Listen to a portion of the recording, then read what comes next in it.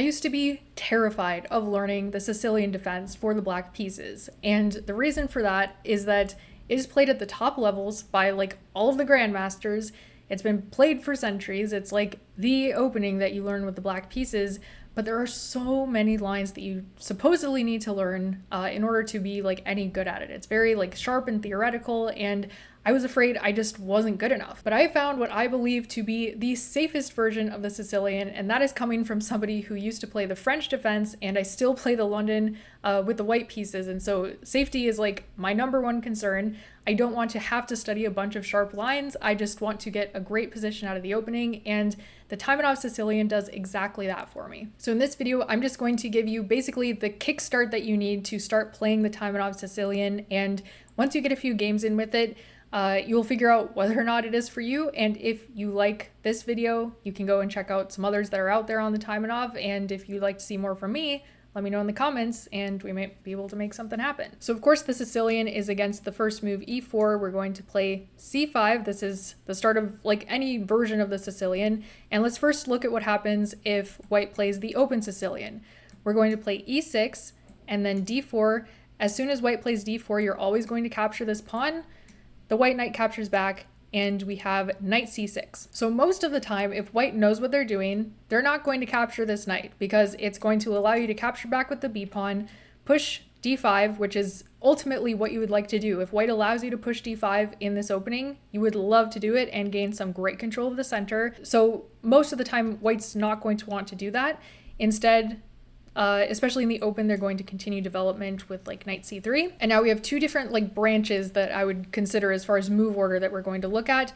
The first is the immediate queen c7. And this is just a nice spot for your queen. It controls some like good squares. It supports things on the e5 square. So like this pawn can't move forward right away if we want to bring our knight out to f6. The problem with this particular move order is that it does allow the immediate knight b5. And so you do have to be a little bit careful. You don't ever want a piece of white's to land on d6 and you not be able to immediately remove it. So you need to rock back to b8. And then there is a fun line that I will show you where you actually get to sacrifice your queen for 3 pieces.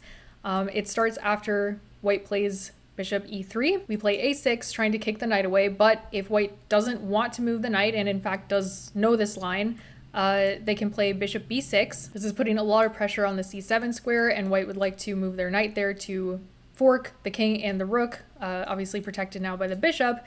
So we can take the knight, and unfortunately white is able to refill that spot with another knight.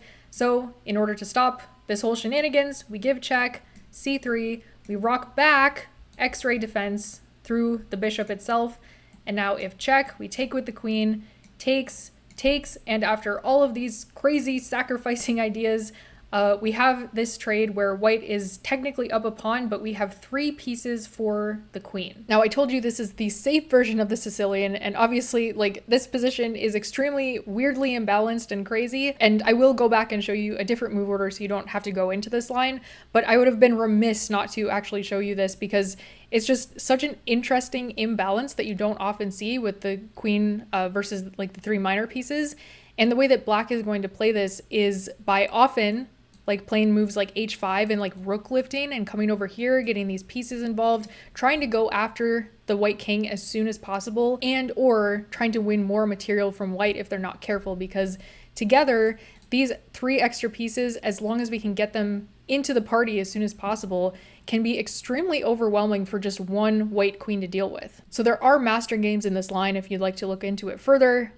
Just extremely fascinating games. And again, I had to show you this, but you don't actually have to play this way. And also your opponent doesn't necessarily have to play this way. Going back, we played queen c7. We don't have to play it on this exact move. After white plays knight c3, we can actually just prevent this whole knight b5 idea by playing a6 and stopping that right away. And this is like the safer way that I like to play it. It looks a little bit passive, but in general, you are going to put your pieces on often the same squares. There will obviously be exceptions based on what your opponent does, but you're going to get a very nice game out of this, like basically no matter what your opponent does. Again, if they ever capture this knight, we recapture and we push d5. Most often, white will continue to just like develop naturally. We can now play queen c7, continued like natural development. The again, move order for white doesn't really matter unless they are straight up attacking you.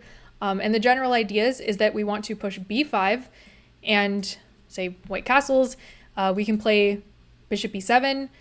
Our other minor pieces are going to develop knight to f6, and often the bishop will come to e7. It can also come to squares like b4, just kind of depending on what your opponent does and the problems that you want to be able to cause them. Important things to note is that you almost never want to take this knight except in certain positions where this diagonal is going to be a problem for white, and I will go back a little bit and show you one of those. So just another example of like a developing move order I've seen that leads to this kind of trap is white plays bishop to e2, we have queen c7, say castles, we can play, b5 is fine here, but let's say knight f6. And now if white wants to expand in the center with a move like f4, they can't play it on this exact move because it is opening this dark diagonal. And if f4, now we capture this knight, and after the queen captures back, boom, bishop comes out, we're winning the queen super early in the game. We love to see it. So that's a good idea to keep in mind. Basically, anytime that diagonal opens up is often a good time to give away this knight, and there's often a lot of tactics on this diagonal. The queen also being on this particular diagonal is important, with ideas of like even just expanding on the king side with pushing like h5 or something and trying to get a knight up here and trying to open up this file and go for checkmate. So there can be these very exciting ideas, but you can also play it a little more in like a reserved fashion where you just, again, develop your bishop to e7, you can castle, you can get your other bishop out this way and just maneuver your pieces to better squares. So going back to this position, another move that I see sometimes is bishop to f4, preventing this queen c7 idea.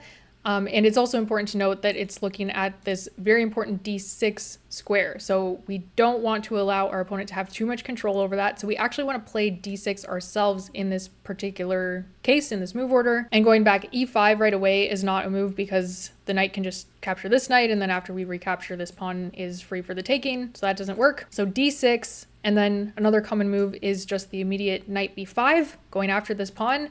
We have to play e5 now just to prevent any shenanigans on that d6 square. The bishop often goes back. We can develop our knight out to f6, and then if white knows what they're doing, they're going to play bishop to g5, and now is the time where we want to play a6, kick the knight away. I should note, if the bishop captures right away, we actually have to take back with the g-pawn, because if we take back with the queen here, now white has this fork on the rook and the king. So we do have to be careful with these pieces coming a little bit closer to our side.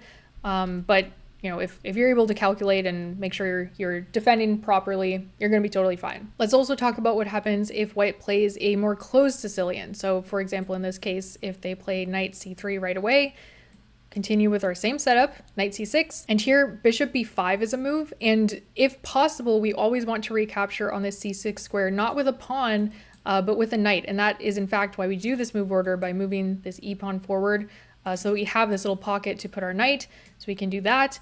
And if white continues with like d3, for example, now we can start kicking the bishop around, kind of force this trade or force the bishop back to a square it doesn't want to go on. And if the trade does happen, well, then we're also happy because we got the bishop pair early. So here white can also open up the position in kind of a more delayed fashion by playing d4 right away. Again, whenever we see this move, we always want to take it. So we capture, and then a6 is still going to be our move of choice. We can trade everything on this square, but eventually we're going to liquidate into a perfectly fine position. And just a couple of other sidelines that you will most likely see. The Alapin is very common.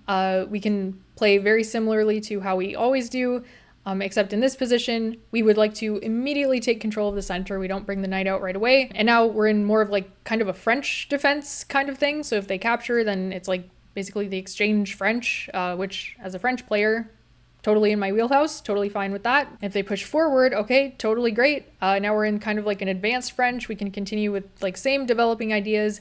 We eventually probably want to push f6 and just break up this strong pawn chain in the center. But this backwards pawn, like after we push f6, is not actually going to be a huge issue as long as we can get our king to safety in time. And if you get the Smith-Morra, here's my rule of thumb. You take the first pawn, you take the second pawn. If they sack the third pawn, you do not want to take it. But then you want to just develop as soon as possible, because the whole idea of a gambit is it allows your opponent faster development. It opens up some more diagonals and files for them, and you just don't want your king in the center to get overwhelmed by all of your opponent's amazing development. So you want to get your pieces out as soon as possible. In those kinds of positions, wasting time with a6 is not going to be at the top of your list. So something like knight c6 right away, knight f3, we want e6. Again, if they ever let us push this pawn, we want to do it. So like all of our development should kind of be aiming to control this square as much as possible. But also as long as we can get to safety, we're going to be like totally fine. So something just like bishop e7 here, develop our knight, castle, and then we're just up a pawn. Like I'm totally happy to go all the way to the endgame being up a pawn. You just can't let yourself get overwhelmed by your opponent's development and their quick attacks that they want to go for. But luckily this particular version of the Sicilian doesn't really allow for a lot of the tricks that come with the Smith Morra, so you're generally pretty safe here to just do your normal developing moves, get your king to safety, and then continue just playing your best chess. So if you're totally new to the Sicilian, I promise it is not as scary as it sounds, or at least as it sounded to me. This line is definitely very safe. There are not too many traps that you need to be concerned about. As long as you are calculating correctly out of the opening, you're going to get a comfortable position, and depending on how your opponent plays, you can get some really exciting games out of these lines. They can open up, they can close down, a lot can happen in the Sicilian, and it's also an opening that's been played for so long that there are a ton of master games to go through. You have just like such a plethora of knowledge that you can learn from as far as like middle game plans and just interesting games in your opening. So give it a try. I would definitely recommend it, and I hope you enjoyed the video. I will thank you so much for watching. If you're new around here, please consider subscribing and let me know if you want to see more opening content like this, and I will see you soon.